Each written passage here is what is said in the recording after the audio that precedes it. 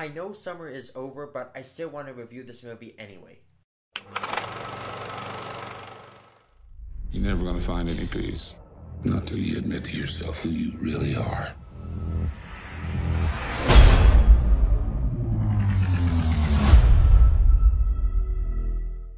Hey there guys, how are you? It's me, the Canadian Movie Buff, with a review of Jason Bourne. So Jason Bourne is the 5th movie in the Bourne franchise, the 4th one to star Matt Damon, and the 3rd one to be directed by Paul Greengrass. Now this time, it follows Jason Bourne as he's finally getting some answers to questions he's had for years. This movie doesn't quite live up to the original trilogy, but it works well as a standalone movie without feeling the need to build up a sequel. And also, Matt Damon is always welcome back into the world of Jason Bourne, and his talents are not wasted here. He does a fantastic job once again. So like I said, Matt Damon, welcome back to the franchise, buddy. We missed ya. Also, welcome back Paul Greengrass. He also directed Captain Phillips, which is a great movie, by the way. Tom Hanks does a phenomenal job. The cool thing about Paul Greengrass is that he has that certain style of directing.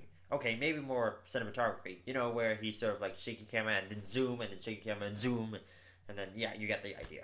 And the good thing about this style is that you feel the intensity in action sequences. Like every time someone gets punched or hit with an object, you feel, oh, that's gotta hurt. After the first act, the movie really kicks into gear and it holds your attention, and the third act just blows everything out of the water. Okay, don't know how to segue from that to this, but let's talk about Epi.13 for a minute. Once you see her in this movie, it's not hard to see why she won an Oscar. Although, to be fair, I have not seen The Danish Girl, so I can't really comment on that. And also Tommy Lee Jones. He's in there, too. He plays the type of character you expect Tommy Lee Jones to play in a super spy movie, but, he does an alright job.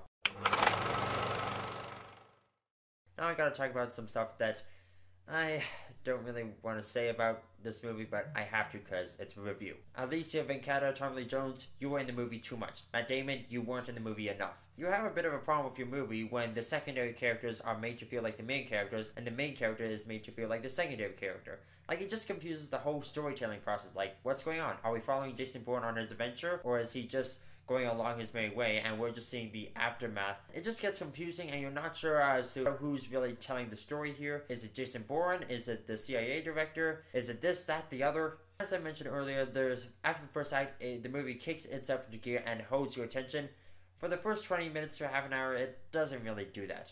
In fact, up until the demonstration scene in Greece, that scene in the trailer where he throws a Molotov cocktail on the ground, it builds up very slowly. There's not a lot of stuff going on, but after that, the movie kicks into gear and holds your attention for the rest of the movie. But there is a plot twist in there that I won't spoil here, but let me tell you, you can spot it a mile away. So Jason Bourne, it was a solid return for both Matt Damon and Paul Greengrass. Also a good way for Alicia Vikander to come into the franchise.